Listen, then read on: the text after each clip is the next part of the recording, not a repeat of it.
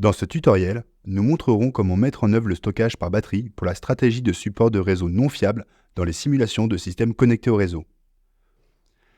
De nombreux systèmes photovoltaïques connectés au réseau sont aujourd'hui équipés d'un système de stockage d'énergie par batterie, ou BESS en abrégé. L'objectif de ces systèmes hybrides peut varier d'un cas à l'autre. Il est d'usage de consommer de préférence l'énergie produite par les générateurs photovoltaïques afin de minimiser la dépendance vis-à-vis du réseau.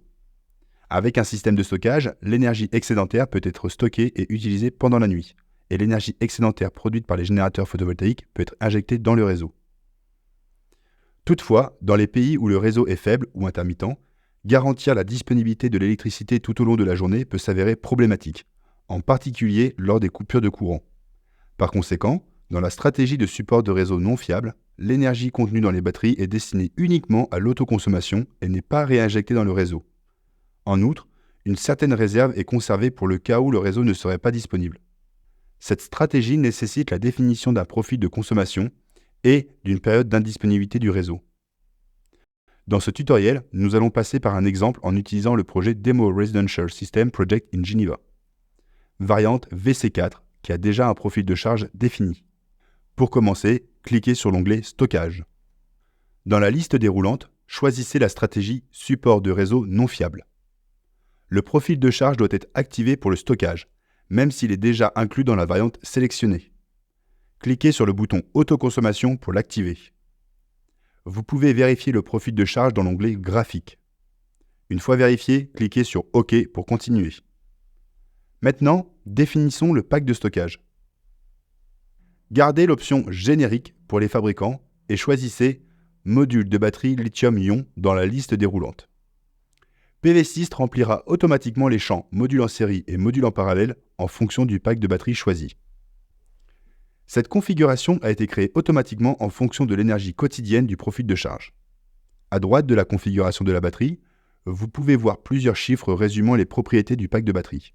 La tension du pack de batterie est arrondie à une valeur entière. La notation C10 représente la capacité de la batterie lorsqu'elle est complètement déchargée sur une période de 10 heures. L'énergie stockée à 80% de profondeur de décharge DOD, indiquant l'énergie stockée dans un cycle de batterie unique. Il est important de noter que pour les batteries lithium-ion, le cycle de charge ne doit jamais atteindre 100% de DOD pour éviter d'endommager la batterie. Le poids total du pack de batterie est également affiché, vous donnant une idée de sa taille physique. La ligne suivante indique le nombre de cycles pouvant être effectués à 50% de DOD avant que la batterie n'atteigne la fin de sa durée de vie. De plus, vous pouvez déterminer l'énergie totale pouvant être stockée pendant la durée de vie de la batterie. Dans le dialogue en bas à gauche, vous pouvez choisir la température de fonctionnement de la batterie, qui est utilisée dans le modèle de vieillissement de la batterie. Une augmentation de 10 degrés Celsius de la température de fonctionnement réduit la durée de vie statique de la batterie de moitié.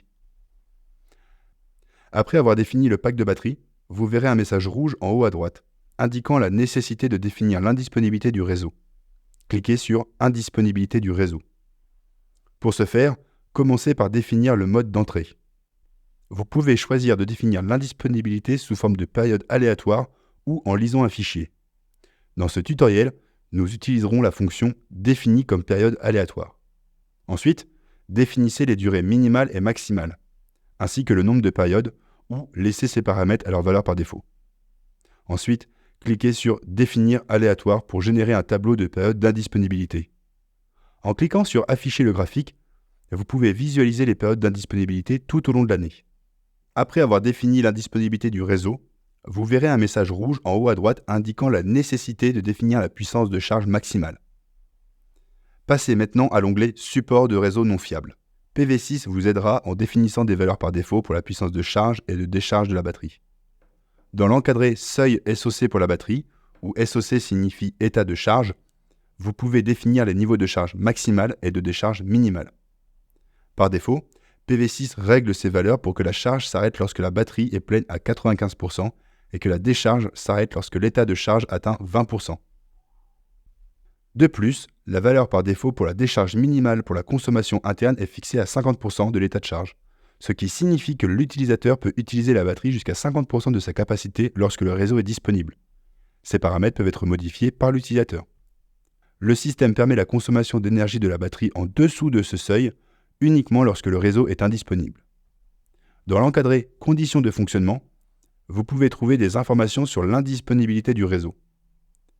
Vous avez également la possibilité de choisir si vous voulez injecter de l'énergie dans le réseau ou utiliser le réseau uniquement pour couvrir le profil de charge, généralement la nuit. L'encadré « Chargeur de batterie » vous permet de définir la puissance de charge maximale en veillant à respecter les capacités de charge maximale de la batterie. De même, l'encadré « Onduleur batterie utilisateur » vous permet de définir la puissance de décharge maximale de la batterie. Cette valeur doit être inférieure à la puissance de charge. Consultez la fiche technique de votre batterie pour déterminer la valeur appropriée. Une fois que le scénario support de réseau non fiable est configuré, cliquez sur OK pour continuer et exécuter la simulation. Vous pouvez cliquer sur Diagramme des pertes pour visualiser la distribution du flux d'énergie solaire et la satisfaction des besoins énergétiques d'autoconsommation. Le flux d'énergie est divisé en deux. Une partie de l'énergie est stockée en chargeant les batteries. Le reste est utilisé directement soit pour l'autoconsommation, soit pour alimenter le réseau si la production est suffisante. Il s'agit de l'énergie injectée dans le réseau pendant la journée. Notez que le réseau n'est jamais alimenté en énergie par le système de stockage. En fonction de la capacité de la batterie, la nuit, il peut être nécessaire de recourir à l'énergie du réseau, qui est présentée dans le diagramme des pertes comme un flux supplémentaire vers l'intérieur. Enfin, il existe une composante énergie manquante due à l'indisponibilité du réseau. Cela se produit lorsque la réserve d'énergie stockée n'est pas suffisante pour couvrir la charge pendant les périodes d'indisponibilité. Les valeurs par défaut de la boîte de dialogue sur le stockage tentent de minimiser la perte d'énergie due à l'indisponibilité du réseau. Malgré cela, plusieurs itérations peuvent être nécessaires pour trouver la conception idéale.